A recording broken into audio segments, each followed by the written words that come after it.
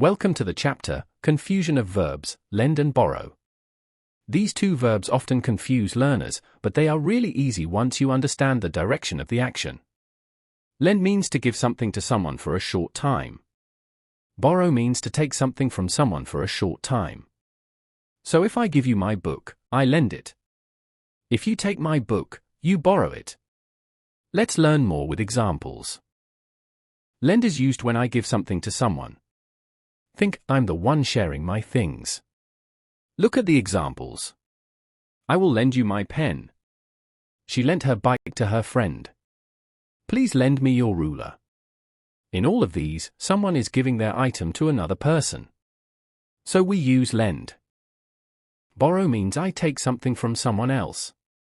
So the direction is the opposite of lend. Examples. Can I borrow your pencil?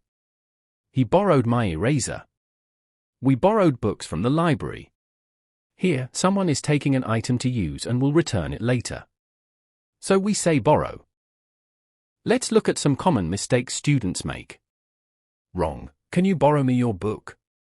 Correct. Can you lend me your book? Wrong. I lent a pencil from her. Correct. I borrowed a pencil from her. Always remember. Lend equals you give.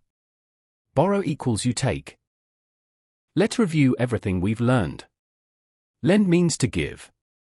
Borrow means to take. Now try these. 1. Can I your pen? Borrow. 2. I will you my notebook. Lend. 3. He a dictionary from the teacher. Borrowed. 4. Please me some money. Lend. Excellent. Now you understand how to use lend and borrow the right way.